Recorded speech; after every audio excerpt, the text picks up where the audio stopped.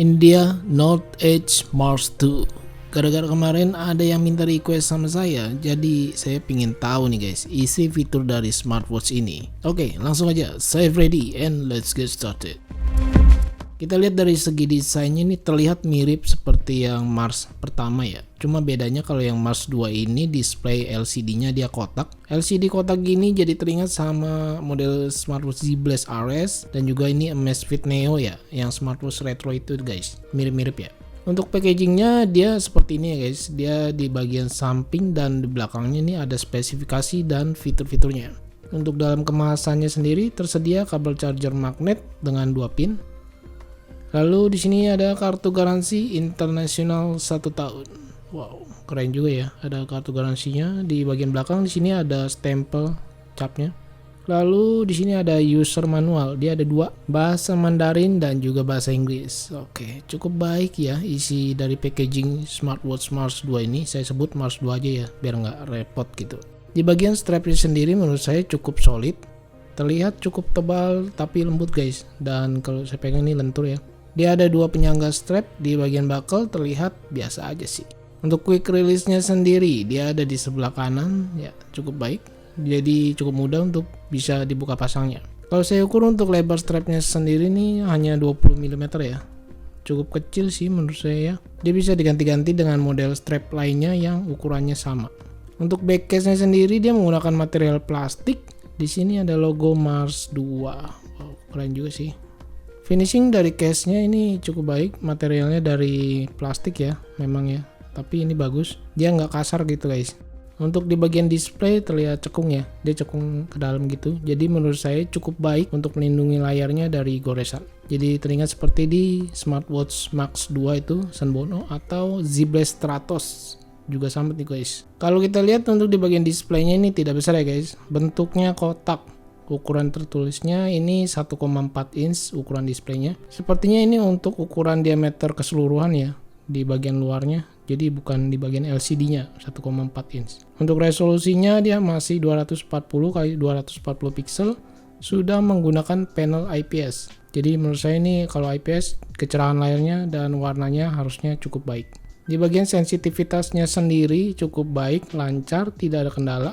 Cuma berasa layarnya kecil aja guys. Satu hal yang mau lagi saya sampaikan di sini warna UI-nya ya. Terlihat hitamnya itu nanggung, tidak hitam banget.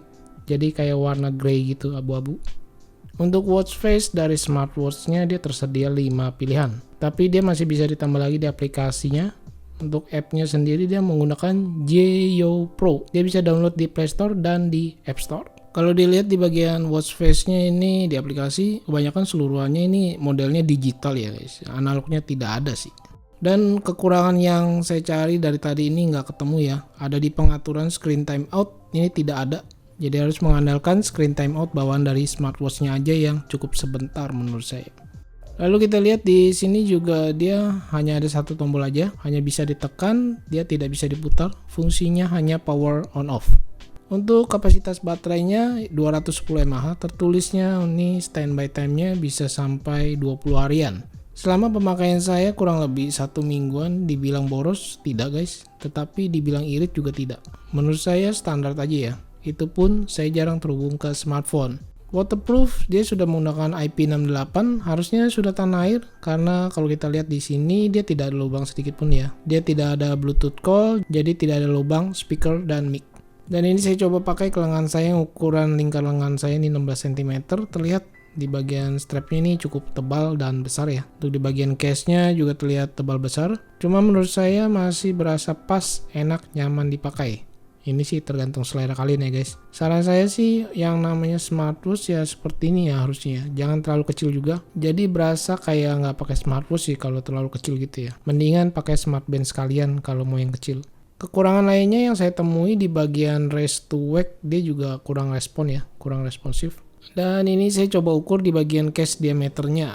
Kalau saya ukur 49,30 mm, cukup besar ya guys ukuran diameternya. Untuk tinggi case-nya ini dari look to look saya ukur panjangnya juga ya, 50,73 mm, sangat besar nih. Ketebalannya juga cukup tebal, 14 mm, tebal banget ya. Untuk ukuran smartwatch lebih dari 12 mili itu tebal guys termasuk. Beratnya sendiri cukup ringan, hanya 44 gram lebih dikit karena dia punya material keseluruhannya dari plastik. Oke, sekarang kita tes di bagian fitur kesehatannya. Di sini ada heart rate. Kita tes dia berjalan secara dinamis atau berkelanjutan. Ini saya tes dengan alat kesehatan. Ya, terlihat mirip-mirip gitu ya. Kekurangannya lagi di fitur kesehatannya, ini cuma ada heart rate aja. Fitur kesehatan lainnya dia tidak ada ya. Lalu di music bluetooth, dia juga tidak ada pengaturan volume atau pengaturan suara ya. Hanya bisa play, pause, next, and preview. Untuk notifikasi pesan masuk, dia seperti ini, notifikasi WhatsApp ya. Dia bisa baca banyak karakter, tapi tidak full karakter. Jadi cukup di tap aja. Lalu telepon masuk, tampilan notifikasi seperti ini, bisa membaca atau melihat nama penelponnya. Sekarang kita slide ke bawah, tampilan menu shortcutnya seperti ini. Cuma kalau kita tap di bagian tampilan dalamnya ini seperti ini ya. Jadi agak ribet menurut saya ketika mau memilih secara cepat. Dia harus digeser-geser dulu guys, sesuaikan dengan yang di bulat-bulat sebelah kiri atas ini ya. Untuk bahasanya sendiri dia tersedia ada 9 pilihan bahasa ya. Tapi di sini saya lihat tidak ada bahasa Indonesia. Device name-nya adalah SW218. Kalau di slide ke atas, ini untuk menampilkan menu utamanya seperti ini, seperti di menu shortcut tadi ya, bulat gitu. Untuk fitur olahraganya sendiri tersedia 7 pilihan fitur. Untuk gambar background-nya sih ini menurut saya keren ya. Ini saya coba tes tampilan fitur olahraganya seperti ini, dia tidak ada timer, langsung masuk gitu ya. Dan dia belum ada built-in GPS.